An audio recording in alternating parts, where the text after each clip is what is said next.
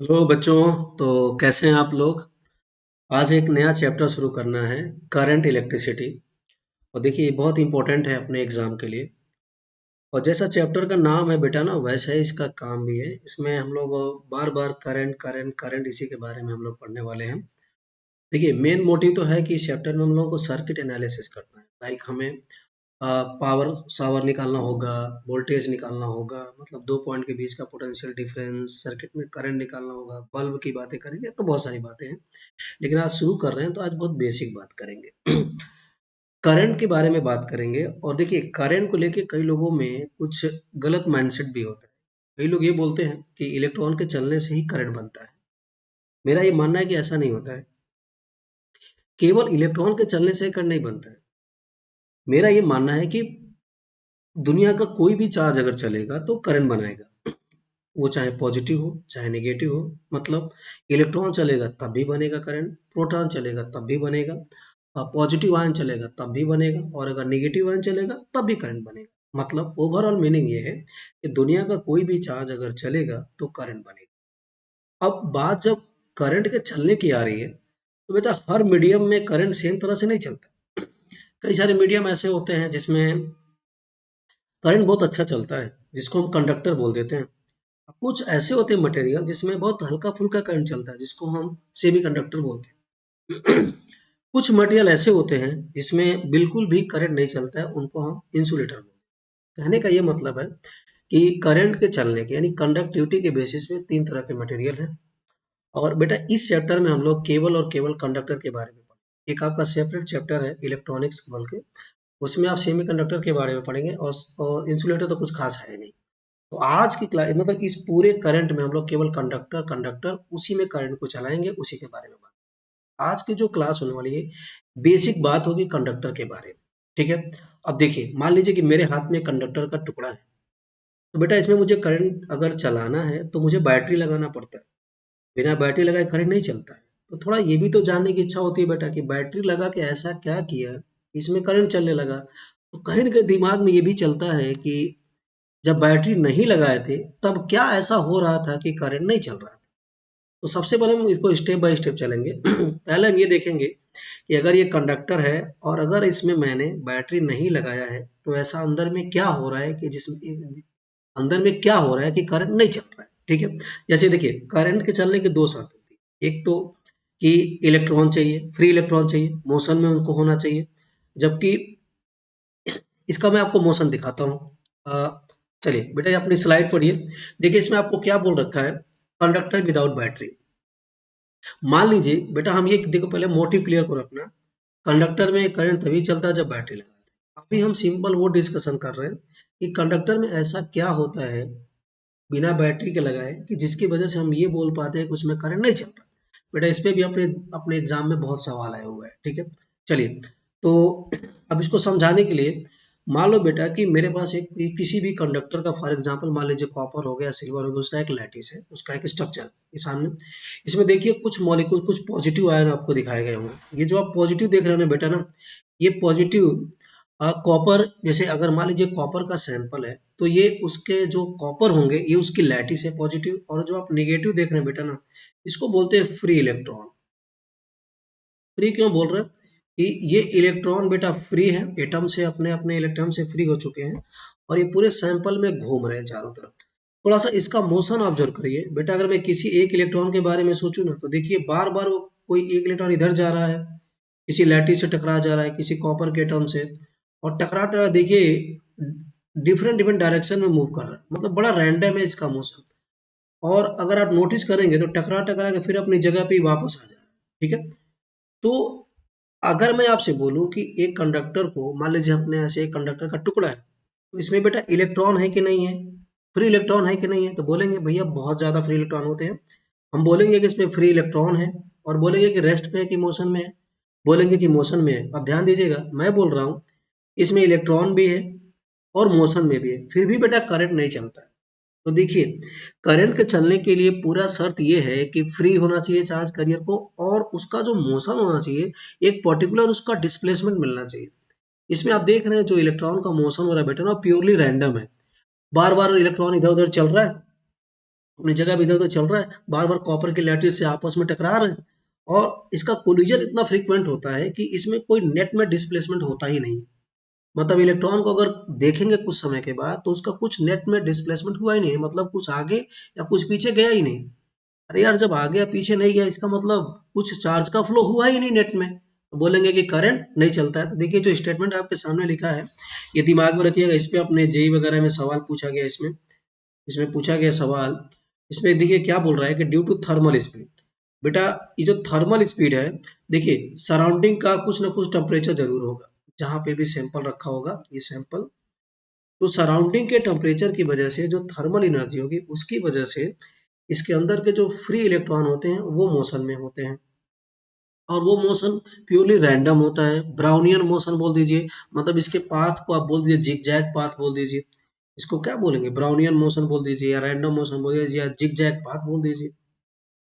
मतलब purely random होता है, इतना रैंडम होता है कि आपस में टकरा इधर उधर भागते रहते हैं, टकराते रहते हैं।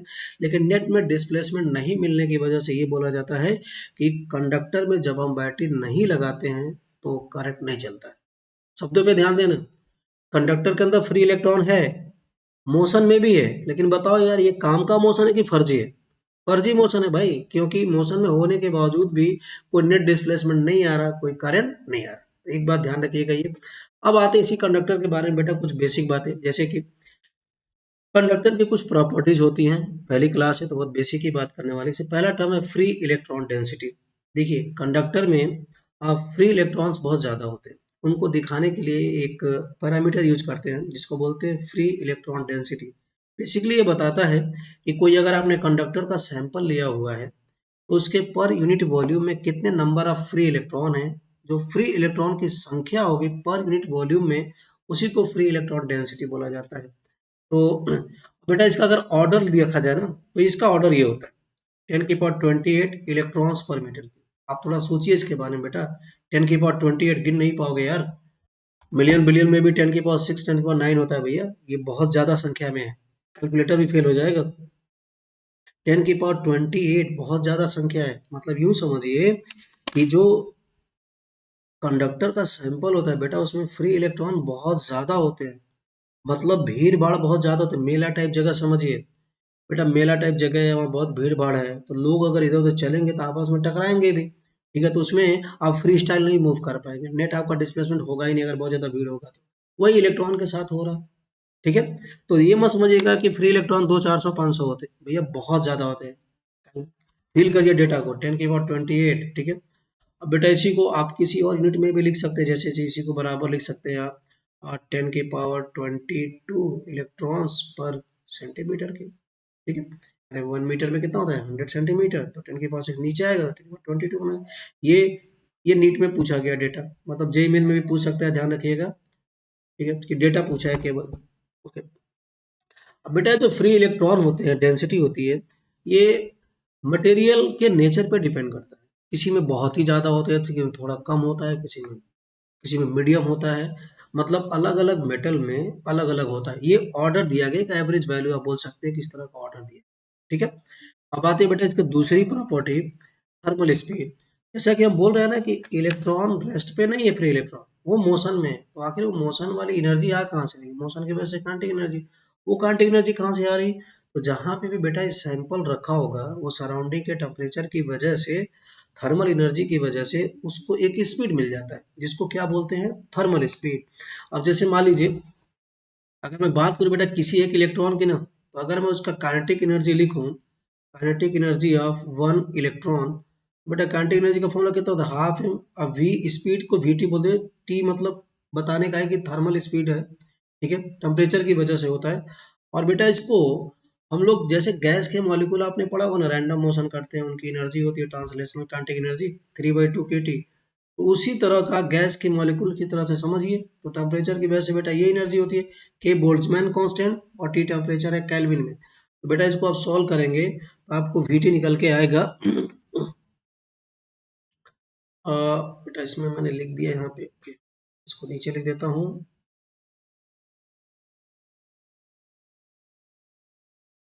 तो बेटा जो थर्मल स्पीड है बेसिकली इलेक्ट्रॉन की, फ्री इलेक्ट्रॉन की स्पीड है उसके सराउंडिंग टेम्परेचर की वजह से। अभी जो मैं डेटा लिखा था उसको मैं फिर से दोबारा यहाँ लिख देता हूँ। मैं अगर बात करूँ कि kinetic energy of one electron, बेटा जो काइनेटिक एनर्जी इसको मिलता है ना हाफ एम वी स्क्वायर, इस स्पीड को वीटी नाम दे देंगे क्योंकि टेम्परेचर की वजह से है। तो ये गैस के मॉलिक्यूल की तरह से समझिए। तो गैस के मॉलिक्यूल्स की एनर्जी कितनी होती है बेटा? 3/2, एक मॉलिक्यूल की 3/2 kT। तो वही हो जाएगा जब इसको सॉल्व करेंगे तो ये वीटी आपको कुछ इतना मिलेगा। यहाँ से वीटी का एक फॉर्मूला बन जाएगा बेटा। वीटी कितना हो जाएगा? यहाँ से रूट में इस 2 से 2 को कैंसिल कर दीजिए, 3 kT/m। इसमें m क्या है? इलेक्ट्रॉन का मास है, और k क्या है? बोल्ट्जमैन कांस्टेंट है, और t क्या है? टेम्परेचर है केल्विन में। ठीक है बेटा, इसको अगर ध्यान दीजिए तो, और इसकी एक एवरेज वैल्यू है कि रूम टेम्परेचर 300 केल्विन पे अगर बात करें तो लगभग इसमें अगर आप टेम्परेचर वगैरह को रखेंगे, के को रखेंगे, तो बेटा वीडीए ऑर्डर मिलता है। मतलब ये डेटा बस दिया गया है कि इस डेटा को फील करो यार। कंडक्टर के अंदर जो फ्री इलेक्ट्रॉन होता है बेटा, उसकी स्पीड 10⁵ मीटर पर सेकेंड। फील करो डेटा भाई, 100 किलोमीटर पर सेकेंड बोल सकते हो यार। इतनी स्पीड में कोई गाड़ी नहीं चलती भाई। मतलब कंडक्टर के अंदर फ्री इलेक्ट्रॉन भी है, मोशन में भी है, और मोशन ऐसा वैसा नहीं, ठीक ठाक स्पीड है। फिर भी हम बोलते हैं कि करंट नहीं चलता है। रीजन, क्योंकि वो इतना रैंडम होता है, इतना भीड़ भाड़ होता है कि उसका नेट डिस्प्लेसमेंट मिलता नहीं है, इसलिए बोलते हैं कि करंट भी नहीं मिलेगा। ठीक है, ओके बच्चों। अब इसमें आती है तीसरी प्रॉपर्टी, रिलैक्सेशन टाइम। जैसा कि मैं बोला बच्चे ना कि इलेक्ट्रॉन्स क्या है ना कि भीड़ भाड़ है, आपस में कोलाइड कर रहे हैं। लेकिन मान लीजिए कि किसी एक इलेक्ट्रॉन के बारे में अगर बात करें, बेटा एक इलेक्ट्रॉन मान लो चला, फिर जाके किसी लैटिस से या किसी एटम से टकराया, किसी दूसरे से टकराया, फिर आगे चला किसी से कोलाइड किया, फिर आगे चला किसी से कोलाइड किया। तो बेटा ये कोलिजन बार बार होता रहता है। मान लीजिए फर्स्ट कोलिजन है, ये सेकंड कोलिजन है, ये मान लो कि थर्ड कोलिजन है। तो पहले और दूसरे के कोलिजन के होने के बीच में बेटा ये कुछ दौरान ये फ्री रहा है। उसी तरह दूसरे और तीसरे कोलिजन के बीच में ये फ्री रहा है, तो इसमें कुछ ना कुछ टाइम लगा होगा। और ये जो टाइम लगता है ना बेटा, जैसे इलेक्ट्रॉन आपस में भागते रहते हैं, कोलाइड करते रहते हैं। अब अगर एक इलेक्ट्रॉन के बारे में सोचो, तो मान लो कि चला किसी से टकरा गया, फॉर एग्जाम्पल मान लो 2 सेकंड बाद टकरा गया। 2 सेकंड भी बहुत ज्यादा समय बोल दिया, बहुत कम होता है ये। मान लो चला किसी से टकराया, फिर वो चलेगा और किसी दूसरे से टकराएगा, लेकिन जो दो लगातार कोलिजन बेटा रहा है, उस दौरान तो कोई और कोलिजन हुआ नहीं है। मतलब उस दौरान वो फ्री रहा है, मतलब वो रिलैक्स रहा है। तो उस दौरान जो टाइम लगता है ना, उसी से रिलेट करके टाइम बनाया गया रिलैक्सेशन टाइम। अब ध्यान से सुनिएगा, बार बार कोलिजन होता है, तो दो लगातार कोलिजन के बीच का जो लगातार समय होता है बेटा ना, वो बराबर नहीं होता हमेशा। क्योंकि देखिए ये जो मोशन हो रहा है इलेक्ट्रॉन का बेटा ना, प्योरली रैंडम है। मतलब मान लो एक बार कोलिजन हुआ, अगला कोलिजन मान लो 2 सेकंड बाद, तो कोई जरूरी नहीं है कि अगला कोलिजन 2 सेकंड के बाद ही होगा। हो सकता है 4 सेकंड के बाद हो सकता है अगले 3 सेकंड तक कोई कोलिजन ही ना हो। क्यों? रीजन है कि ये प्योरली मोशन रैंडम है, तो रैंडम कुछ भी टाइम आएगा। तो बार बार कोलिजन के बीच में, दो लगातार कोलिजन के बीच में कुछ ना कुछ समय लगेगा। अगर आप उनका एवरेज ले लेंगे, तो जो आपको एवरेज टाइम मिलेगा उसी को आप बोल देते हैं रिलैक्सेशन टाइम। बेटा इसको डिफाइन कर देते हैं कि average time between two successive collision, दो लगातार कोलिजन के बीच की जो एवरेज समय लगता है बेटा ना, यानी जो दो लगातार कोलिजन में आप बेसिकली बोल दो बेटा ना कि वो रिलैक्स रहा है, फ्री रहा है, उस दौरान कोई और कोलिजन नहीं हुआ है, उसी को बोलते हैं रिलैक्सेशन टाइम। ठीक है, अब बेटा इसका ऑर्डर देखिए, ऑर्डर फील करिए। इसका ऑर्डर है 10⁻14 सेकेंड। बेटा ये बहुत इंपॉर्टेंट है यार। इसको ना अगर थोड़ा रिवर्स करो बेटा, ये टाइम है, टाइम को रिवर्स करोगे तो फ्रीक्वेंसी मिलेगा। ठीक है, फ्रीक्वेंसी फील करो ना इसको। बेटा 10⁻14 कोलिजन बोल सकते हैं पर सेकेंड। अब ये बताओ यार, इलेक्ट्रॉन 10⁻14 टाइम कोलाइड कर रहा है 1 सेकंड में। बेटा ये कोलिजन बताओ यार कितना तगड़ा होगा। 1 सेकंड में 10⁻14 हम गिन भी नहीं पा रहे हैं, इतना नंबर अब ज्यादा कोलिजन है ये। तो कुछ ऐसे नहीं लगा कोलिजन बार बार 1 सेकंड में ऐसे ऐसे करता रहेगा, मतलब कुछ नेट में डिस्प्लेसमेंट दिखेगा ही नहीं। इसलिए बोलते हैं कि करंट भी नहीं दिखता है। अब इसमें सबसे इंपॉर्टेंट जो अभी तक का पैरामीटर बेटा ये है, ये याद रखिएगा। टेम्परेचर को बढ़ाओगे तो रिलैक्सेशन टाइम कम होता है। रिलैक्सेशन टाइम नाम से जाइए, जैसा नाम है बेटा ना वैसा ही इसका काम भी है, रिलैक्स होने का समय। मेला टाइप से समझिए, जैसे इलेक्ट्रॉन भीड़ भाड़ में है, उसी तरह मेला टाइप जगह समझिए और अपने आप को उसमें पाइए। मेला टाइप जगह मान लीजिए आप हैं बेटा, बहुत ज़्यादा भीड़ भाड़ होगा, सब लोग इधर उधर भागेंगे, बार बार कोलिजन होगा, लेकिन एक के बाद दूसरा कोलिजन में कुछ समय लगेगा। और आप जब चलेंगे भीड़ भाड़ में ना, तो जरूरी नहीं कि आपका कोलिजन बराबर बराबर टाइम के बाद हो, कभी लगेगा कम कभी ज्यादा, उसी का एवरेज आप ले लेंगे तो रिलैक्सेशन टाइम आपने बोल दिया, ठीक है। अब आता है, मान लो आप मेला टाइप जगह में हो और अचानक से उसमें भगदड़ मच गई, तो यार लोग इधर उधर जल्दी जल्दी भागेंगे बेटा, वो जल्दी जल्दी भागने में कोलिजन भी जल्दी जल्दी होगा। कोलिजन जल्दी जल्दी होने का ये मतलब है उनको रिलैक्स होने का समय कम मिला है।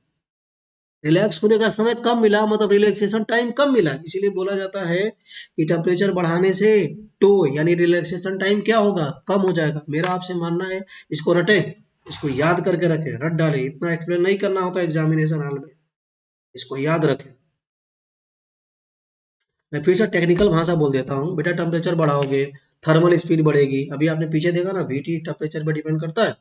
टेम्परेचर बढ़ाओगे इलेक्ट्रॉन तेज भागेंगे तो कोलिजन ज्यादा होगा, जो जो कोलिजन की फ्रीक्वेंसी थी वो बढ़ जाएगी। अब कोलिजन बहुत फ्रीक्वेंट होगा, जल्दी जल्दी होगा, तो उनको रिलैक्स होने का समय कम मिलेगा, मतलब टाउ कम हो जाएगा।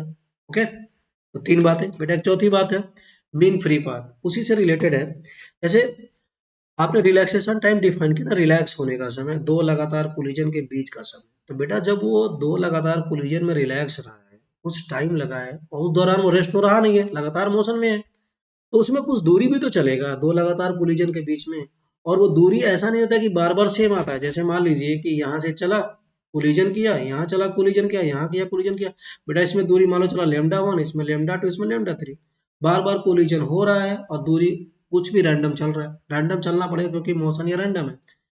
तो दो लगातार कोलिजन के बीच का जो डिस्टेंस है बेटा, ये लगातार चेंज होता रहता है। अगर आप इसका एवरेज ले, दो लगातार कोलिजन के बीच के चले हुए डिस्टेंसेस का, उसी को बोलते हैं मीन या एवरेज फ्री पाथ।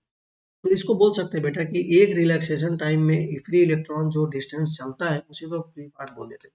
इसका डेटा कंपेयर करो ना, देखो ऑर्डर बोला 10 एंगस्ट्रॉम, इसका मतलब समझ रहे हो क्या है, 10 एंगस्ट्रॉम बहुत कम वैल्यू होता है बेटा, बहुत कम वैल्यू, मतलब वो कोलिजन बार बार करता रहता है, इतना ज्यादा करता रहता है कि उसका नेट डिस्प्लेसमेंट समझिए 9 के बराबर मिल रहा है।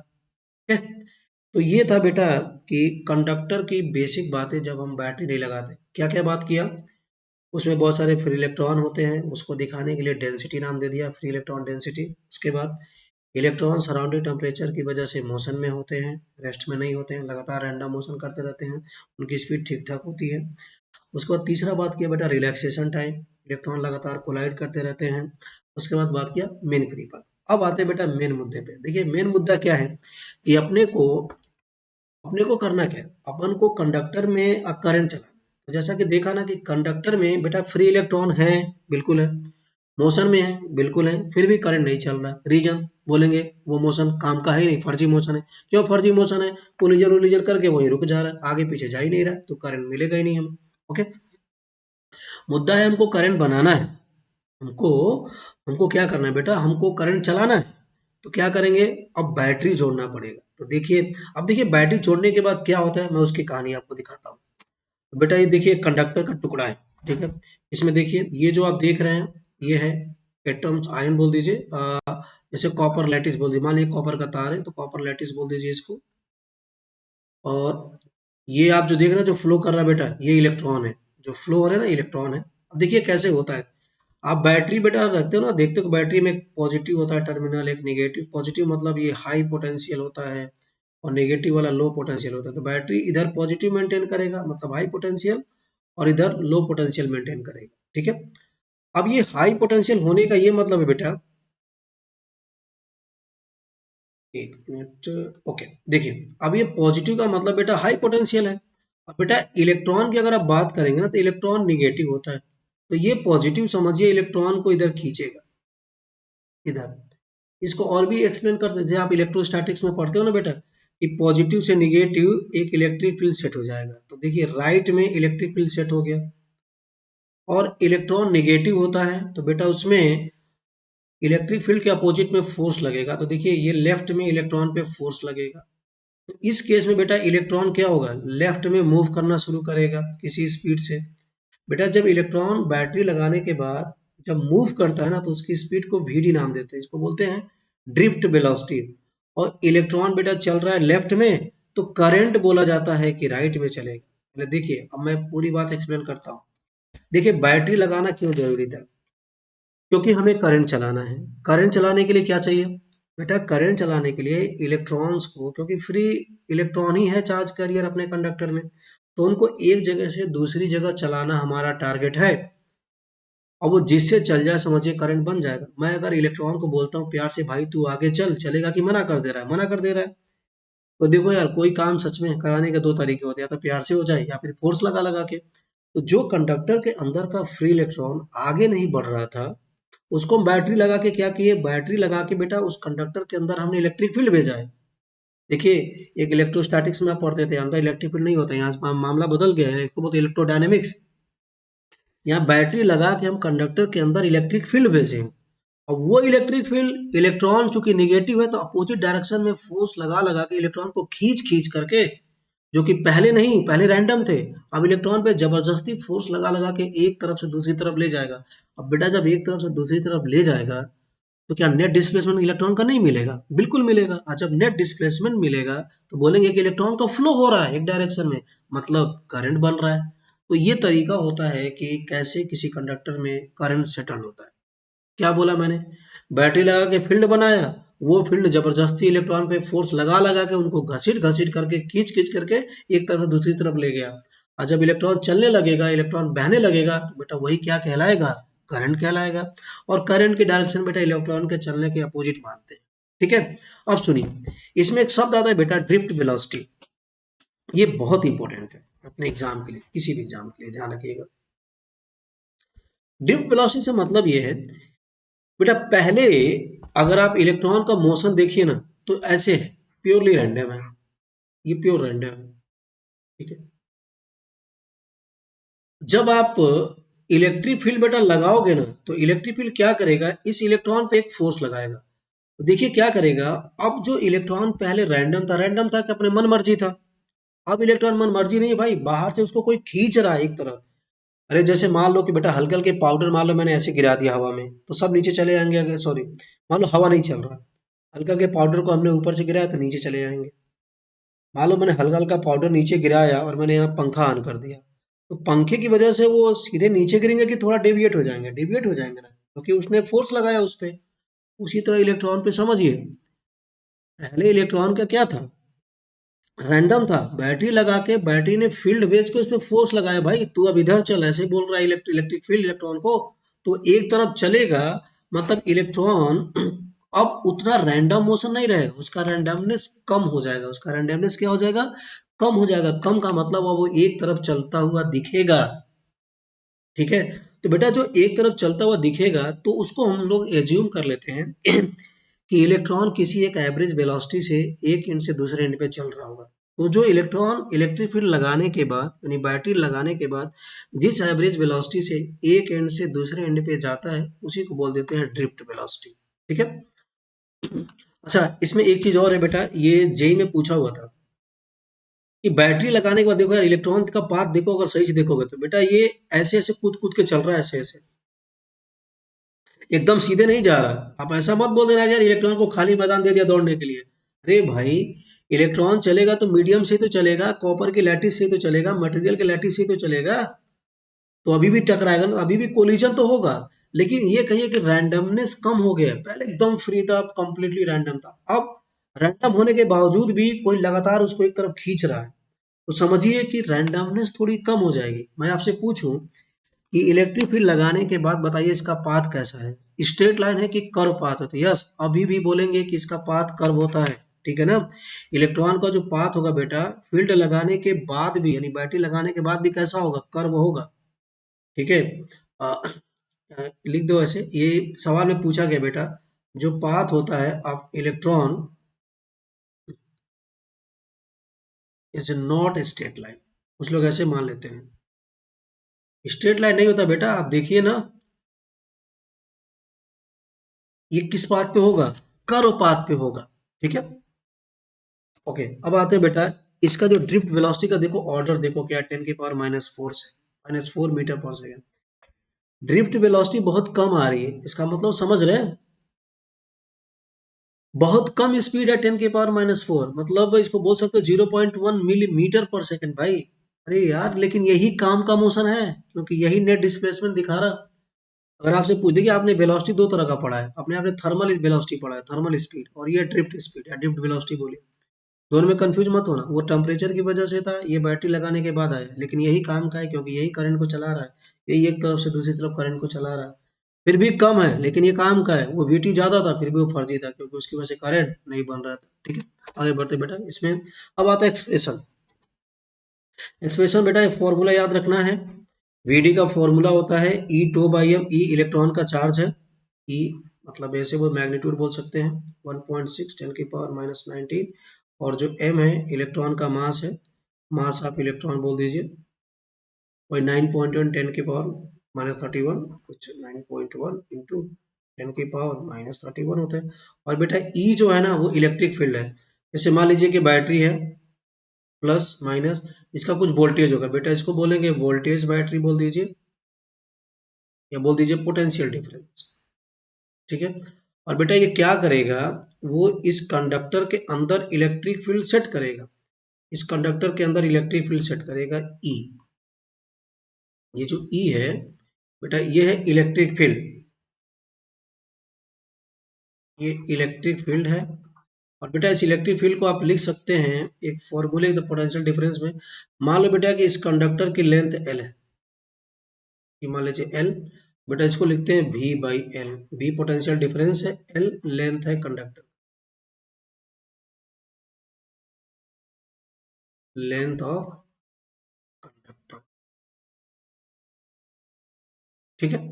अब बेटा इसको और लिख सकते हो, पोटेंशियल डिफरेंस को लिख सकते हो। बेटा ये फॉर्मूला याद होना चाहिए आपको, ध्यान दीजिएगा, इंपॉर्टेंट फॉर्मूला। अब मेरा आपसे छोटा सा सवाल है कि बताइए, अगर मैं टेम्परेचर बढ़ाऊं कंडक्टर का, तो ड्रिफ्ट वेलोसिटी पे क्या असर पड़ेगा। थर्मल स्पीड तो बढ़ता है, तुम पे पहले देख चुके हो। अब मैं पूछा ड्रिफ्ट वेलोसिटी पे क्या असर पड़ेगा, तो देखिए ये जो अगेन नीचे लाइन लिखा है ना बेटा, ये बहुत इंपॉर्टेंट लाइन है, ये आपको याद होना चाहिए। देखिए पीछे याद करवाया था मैं, टेम्परेचर बढ़ाओगे भगदड़ मचेगी, इलेक्ट्रॉन भागेंगे कि तेज भागेंगे, तेज भागेंगे, कोलिजन जल्दी जल्दी होगा, टाइम कम मिलेगा रिलैक्स होने का, यानी टो कम होगा। और बेटा टो कम होगा तो VD भी तो कम होगा। ओके, तो टेम्परेचर बढ़ाने से बेटा ड्रिफ्ट वेलोसिटी कम हो जाती है। ओके, चलिए आगे बढ़ते हैं इसमें। अब अगला पॉइंट है बेटा एक मोबिलिटी, इसका सिंबल देंगे म्यू। बेटा इसको लिखते हैं, जैसे मान लीजिए आपने यहाँ पे ड्रिफ्ट वेलोसिटी बेटा कब आया था बैटरी में, सॉरी सर्किट में, या ये बोलिए कंडक्टर में ड्रिफ्ट वेलोसिटी कब आया था, बैटरी लगाने के पहले की बाद में, बाद में। इसका मतलब इलेक्ट्रिक फील्ड की वजह से इलेक्ट्रॉन को कितना मिला ड्रिफ्ट वेलोसिटी VD। तो बेटा ये बताओ पर यूनिट इलेक्ट्रिक फील्ड में कितना मिलेगा, VD/E। तो ये जो VD/E होता है, इसी को हम लोग डिफाइन कर देते हैं, मोबिलिटी बोल देते हैं। आप फॉर्मूला याद रखिएगा, फॉर्मूला काम का है। ठीक है, इसी को अगर फॉर्मूला लिखोगे और फॉर्मेट में ना बेटा, तो ये लिख सकते हैं रीजन।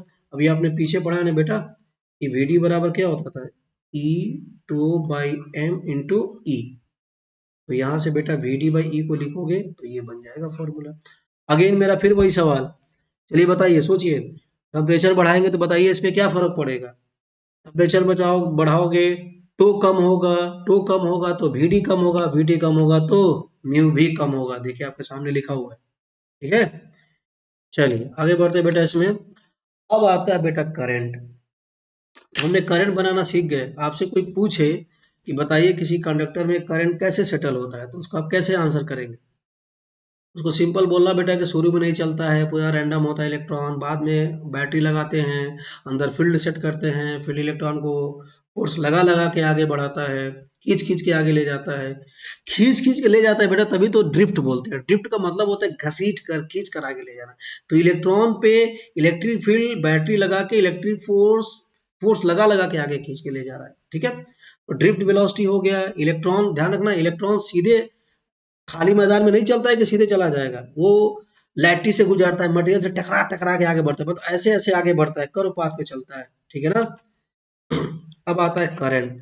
तो बेटा करंट का डेफिनेशन आप सभी लोग जानते भी होंगे, 10वीं क्लास में पढ़ाया जाता है कि किसी भी एक पर्टिकुलर क्रॉस सेक्शन से किस रेट से चार्ज का फ्लो हो रहा है, उसी को हम लोग करंट बोल देते हैं। ठीक है, अब करंट में भी कई बार सवाल बेटा बहुत तरह से पूछ, जैसे कि एक बार पूछ देता है कि एवरेज करंट बताइए। एवरेज करंट का मतलब बेटा ये हो गया कि जैसे मान लो कि बेटा ये कोई क्रॉस सेक्शन है, ध्यान रखना क्रॉस सेक्शन इंपॉर्टेंट होता है। अगर मान लो कि एक क्रॉस सेक्शन है, अब इसमें मान लो बेटा कि कुछ डेल्टा क्यू अमाउंट का चार्ज पास किया डेल्टा टी टाइम, तो जो एवरेज करंट दिया जाता है बेटा वो delta Q by delta T दिया जाता है। ये फॉर्मूला याद रखिएगा। मतलब मेरा ये कहना है कि जब आपसे एवरेज करंट पूछेगा ना बेटा, तो टोटल चार्ज आपको निकालना पड़ेगा और टोटल टाइम से आपको डिवाइड करना पड़ेगा। या टोटल टाइम मतलब कितना चार्ज कितने टाइम में फ्लो किया है। बेटा इसमें एक और चीज ध्यान रखना, कई बार तो उल्टा हो जाएगा, आपसे चार्ज पूछ दिया जाएगा, करंट देंगे तो कोई बात नहीं यार, करंट में टाइम से मल्टीप्लाई करके निकाल देंगे, कर लोगे ना। ऐसे में पूछोगे किस चीज का फॉर्मूला है, तो बोलोगे करंट का भी है चार्ज का भी है। आगे बढ़ते हैं। अब आता है बेटा इंस्टेंटेनियस करंट, इसी को आप सिंपल करंट भी बोलते हैं। जैसे आप वेलोसिटी पढ़ते हैं ना, एवरेज और इंस्टेंटेनियस, उसी तरह की बात समझिए। तो इंस्टेंटेनियस में बेटा क्या होता है ना, टाइम इंटरवल बहुत स्मॉल ले लेते हैं। जैसे मान लीजिए कि अगेन मान लो कि एक क्रॉस सेक्शन है, अगर बहुत कम टाइम इंटरवल अगर सोचे तो बेटा इसमें चार्ज का जो फ्लो होगा वो भी बहुत स्मॉल होगा। मान लो डी क्यू स्मॉल चार्ज है और स्मॉल टी टाइम में फ्लो किया है, तो जो D Q by D T होगा बेटा, इसको लिखने का तरीका होता है, ये लिमिट का मतलब होता है बेटा ना कि टाइम इंटरवल बहुत स्मॉल है। बेटा जब टाइम इंटरवल बहुत स्मॉल होता है ना, उसको बोलते हैं इंस्टेंटेनियस टाइम। ठीक है, तो यही डेल्टा क्यू चला जाएगा डी क्यू में, और सिंपल कुछ और नहीं बल्कि बेटा ये डिफरेंशिएशन है। ये क्या है, डिफरेंशिएशन है चार्ज का, differentiation of Q with respect to time. आप ऐसे याद रखिएगा, अगर चार्ज को डिफरेंशिएट कर देंगे तो क्या बन जाएगा, करंट बन जाएगा। ओके, तो ये फॉर्मूला हो गया आई बराबर D Q by D T. अब बेटा इसमें एक और चीज ध्यान रखना, एक बेसिक फॉर्मूला इलेक्ट्रोमोटिव क्यू बराबर एन ई, जैसे इसी को लिखोगे ना तो आई बराबर हो जाएगा D by D T of N E. ये एन का मतलब ये है बेटा नंबर है, इंटीजर है, नंबर यानी इंटीजर है, और ये ई वही इलेक्ट्रॉनिक चार्ज, ई वैल्यू में लिख दें तो 1.6 टेन की पावर माइनस 19 है। ओके, इंस्टेंटेनियस करंट हो गया, एवरेज हो गया। अब कुछ इंपॉर्टेंट बात है बेटा, करंट देखिए आप जैसे लिखे हैं ना कि आई बराबर D Q by D T, अब थोड़ा ध्यान देना बेटा, कहीं पर भी तुम इसको लिखते हो ना ऐसे, तो ये स्लोप कहलाता है। क्या कहलाता है, स्लोप। जैसे मान लो कि बेटा इधर y की जगह पे कौन है, देखो y में एक चार्ज है और इधर x में t है। तो अगर मान लो कोई ग्राफ बना है चार्ज और टाइम का, तो उसका जो स्लोप होगा ना वो करंट देगा। तो देखो वही लाइन लिख रहा है, जो स्लोप होता है चार्ज और टाइम का वो क्या दे देगा, करंट दे देगा। दूसरा बेटा इसी को अगर उल्टा लिखोगे ना तो ये हो जाएगा, अरे ये I बराबर D Q by D T. एक बार बात करते हैं यहाँ पे, जैसे बेटा I बराबर D Q by D T है, तो बेटा यहाँ से अगर आपको I पूछेगा ना तो आप डिफरेंशिएट कर लेंगे। कई बार उल्टा भी होगा, बेटा आपसे चार्ज पूछेगा ना तो आपको इंटीग्रेट करना होगा, लिखेंगे आई डी टी लिखना होगा, और जिस टाइम से पूछेगा वहां से लेके वहां तक आपको इंटीग्रेट करना होगा। मतलब याद रखिएगा कि वो ऐसा भी हो सकता है कि आपको करंट दे के चार्ज पूछे, तो आपको इंटीग्रेशन करना पड़ेगा। ठीक है, अब एक और बात करते हैं। देखिए ये लाइन कह रहा है कि एरिया अंडर आई versus T graph gives charge. मान लो बेटा कोई ग्राफ है, जैसे मान लो कि कोई ग्राफ है रैंडम सा, और इधर है करंट है और इधर है टाइम। बेटा जो इसका एरिया होगा वो एरिया, करंट और टाइम के ग्राफ का जो एरिया होता है वो हमें चार्ज दे देता है, रीजन। जैसे कि बेटा लिखते हैं ना, आप जैसे यहीं पे आप डी क्यू लिखोगे तो क्या लिखोगे, आई डी टी। ठीक है, इसको इंटीग्रेट करोगे तो बेटा पूरा चार्ज मिलेगा, और बेटा इसी को तो लिखा जाता है वाई डी एक्स। और ये वाई डी एक्स का मतलब क्या है, ये एरिया होता है। क्या हो जाता है, एरिया। आप सिंपल याद रखिए ना ये लाइन। देखिए लाइन क्या याद रखना है, मैं यहाँ फिर से लिख दे रहा हूँ बेटा, आई है और क्यू है। ठीक है, अगर आपको अगर आई दे के अगर आपसे चार्ज पूछेगा तो आपको इंटीग्रेशन करना होगा। ठीक है, और अगर आप चार्ज को देके करंट पूछेगा तो समझ लेना आपको डिफरेंशिएशन करना। वही चीज है बेटा, आपको मैं अगर पोजीशन देके वेलोसिटी पूछ लूं तो डिफरेंशिएट करते हो, और वेलोसिटी देके पोजीशन पूछो तो इंटीग्रेट करते हो। ठीक है, तो करंट, अच्छा एक और इसमें इंपॉर्टेंट है, current due to circulating charge. जैसे मान लो बेटा कि सर्कल है, इस पे कोई चार्ज क्यू है, मान लो कि ऐसे किसी स्पीड से घूम रहा और इसका रेडियस आर है। अब बेटा कभी स्पीड देगा तो कभी एंगुलर स्पीड देगा, तो आप सर्कुलर मोशन में पढ़ेंगे ना, v बराबर होता है आर ओमेगा, आर रेडियस है और ओमेगा एंगुलर स्पीड है। तो बेटा यहाँ पे लगातार यूनिफॉर्म स्पीड से चल रहा है, तो यहाँ पे हम लोग एवरेज करंट बोल देंगे, ठीक है। बेटा कोई चीज अगर लगातार चल रही है ना, लगातार अगर एक ही वैल्यू है, तो उसका इंस्टेंटेनियस एवरेज बराबर होता है। तो अगर मैं यहाँ पे करंट पूछूं एवरेज, तो बेटा इसका वैल्यू होगा चार्ज और इसका एक चक्कर लगाने का समय बेटा टाइम टी। इसका ये जो टाइम पीरियड बेटा टी है ना, ये टाइम पीरियड है। एवरेज करंट की बात करेंगे एक लूप में, तो एक लूप पूरा करने का जो टाइम होगा बेटा उसको क्या बोलोगे, टाइम पीरियड बोलोगे। और बेटा ये, और टाइम पीरियड बड़ा वो कितना होता है ओमेगा में, 2 पाई बाई ओमेगा। अब इसको और भी कई तरह से लिख सकते हो बेटा।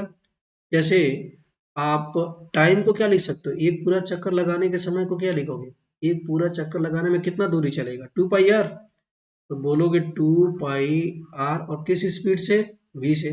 अच्छा एक और चीज होता है बेटा, 1 बाई टाइम पीरियड को फ्रीक्वेंसी बोलते हैं। तो Q बाई, ये हो जाएगा Q इंटू एफ, ये एफ फ्रीक्वेंसी है।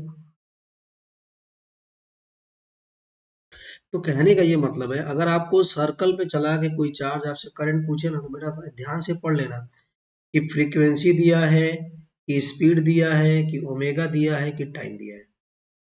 v स्पीड है, ओमेगा एंगुलर स्पीड है, f फ्रीक्वेंसी है, t टाइम पीरियड है। समझ गए, मतलब सर्कल पे चला के कुछ भी देगा निकल जाएगा। अब आगे बढ़ते बेटा इसमें, देखिए करंट जो है स्केलर क्वांटिटी होता है, और इसका साइन यूनिट बेला कूलम पर सेकंड और एम्पियर होता है। इसका सीजीएस यूनिट होता है एब्सोल्यूट एम्पियर, इसका सीजीएस बोलेंगे ना, सीजीएस एब्सोल्यूट एम्पियर, ठीक है। चलिए अब आते हैं बेटा करंट का डायरेक्शन। देखिए करंट स्केलर होता है लेकिन फिर भी डायरेक्शन बोलते हैं।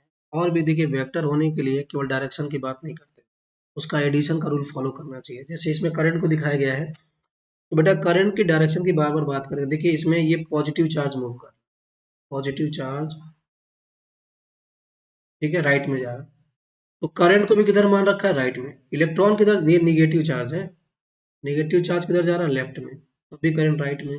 मेरा ये आपको कहना है कि पॉजिटिव चार्ज इधर चलेगा, उधर ही करंट को मान लेना है, लेकिन जिधर निगेटिव चलेगा उसके अपोजिट में आपको करंट को मानना है। मतलब डायरेक्शन जो होगा बेटा करंट का, वो पॉजिटिव चार्ज के फ्लो के डायरेक्शन में ही होता है, लेकिन निगेटिव के अपोजिट में होता है। जैसे मान लीजिए कि लेफ्ट से राइट में पॉजिटिव जा रहा है, तो बोलेंगे कि करंट भी लेफ्ट से राइट जा रहा है। और मान लो कहीं पे अगर इलेक्ट्रॉन यानी निगेटिव चार्ज, मान लो कि लेफ्ट से राइट में निगेटिव जा रहा है, तो करंट बोलेंगे कि राइट से लेफ्ट जाएगा, ठीक है। चलिए ये बेसिक बातें हो गई। तो बेटा मैंने आपको अभी तक सिंपल ये बताया कि करंट कैसे चलता है, और जब कंडक्टर को बैटरी से नहीं लगाते हैं तो उसमें ऐसा क्या होता है कि उसमें करंट नहीं चलता है। तो बहुत सारी 3-4 बातें की उसमें, कंडक्टर विदाउट बैटरी बोल के। उसके बाद जब कंडक्टर में बैटरी लगाते हैं तो उसमें 2-3 बातें की, अभी और भी बातें वो अगले लेक्चर में होंगी, लेकिन फिलहाल जाने से पहले कुछ होमवर्क भी होगा और कुछ सवाल कर लेते हैं बेटा। चलिए पढ़िए सब लोग इस सवाल को। बेटा बोल रहा है कि चार्ज क्यू है और फाइंड करंट। बेटा ये लिखने का ये मतलब है ना कि इसमें चार्ज क्यू है और ये टी टाइम है। बेटा इसमें चार्ज वो बोलेंगे कि ये तो टाइम का फंक्शन दे रखा है, ठीक है। और बेटा करंट पूछा है, जैसे अभी बताया था ना आपको, क्यू होगा, आई होगा। अगर चार्ज से अगर करंट पूछेगा तो बेटा डिफरेंशिएशन करना है, क्यों, क्योंकि आई बराबर D Q by D T होता है, ओके। और अगर आई से क्यू पूछेगा तो आपको इंटीग्रेशन करना है, जैसा पूछा वैसा काम करिए। क्यू देके आई पूछ रहा है तो डिफरेंशिएट कर दीजिए बेटा इसको, तो लिखोगे क्यू बराबर 3t² प्लस 2t, तो बेटा आई बराबर होता है D Q by D T. कितना लिखेंगे, ये हो जाएगा आपका 6t प्लस, ये 3 तो रहेगा ही, ये का 2, तो ये 60 हो जाएगा प्लस 2। और बेटा इसको आई को लिख सकते हैं 6t प्लस 2। अब इस करंट की क्या खास बात है, ये t बराबर t पे है, तो इसी में क्या करिए, पुट कर दीजिए। जिस टाइम पे पूछ रहा है 2 सेकंड पुट कर दीजिए। बेटा इसमें अगर पुट करोगे तो आई बराबर कितना हो जाएगा जी, 6 इंटू 2 प्लस 2, यानी ये हो जाएगा 14 एम्पियर, ठीक है, ओके, हो गया। चलिए अगला सवाल है, इसमें आप लोग सॉल्व करिए इसको, सोचिए क्या होगा। बेटा इसमें कह रहा है, देखो इस बार करंट दे रखा है बेटा, इस बार देखो करंट दे रहा है और इस बार चार्ज पूछ रहा है, तो आइडिया लग चुका है कि इस बार इंटीग्रेशन करना पड़ेगा, तो करिए। लिखेंगे बेटा डी क्यू, लिखेंगे आई डी टी, इसको इंटीग्रेट कर दीजिए, ये हो जाएगा चार्ज टोटल। बेटा इसको लिखोगे ना तो आई कितना है जी, 3t² plus 2t D T, और कहाँ से कहाँ बेटा, जहां से लेकर जहां तक पूछे। अब बेटा इसको अलग से लिख लो ना, इसको देखो, इसको अलग अलग इंटीग्रेशन करोगे ना, इसका इंटीग्रेशन कितना हो जाएगा जी, 3t² का कितना होता है, t3/3, और लिमिट लगा दो 2 से 4, और इसको क्या लिखोगे, 2 रहेगा और t का हो जाएगा t²/2, लिमिट लगा दो 2 से 4, और बेटा इसको सॉल्व करो, ये 3 से 3 तो कैंसिल यही हो जाएगा। बेटा इसको रखोगे तो ये 4 रखिए, देखिए इसमें हो जाएगा ये 4³ माइनस 2³ प्लस, और यहाँ पे क्या हो जाएगा, 4 का स्क्वायर माइनस 2 का स्क्वायर। सॉल्व करके बताइए कितना आ रहा।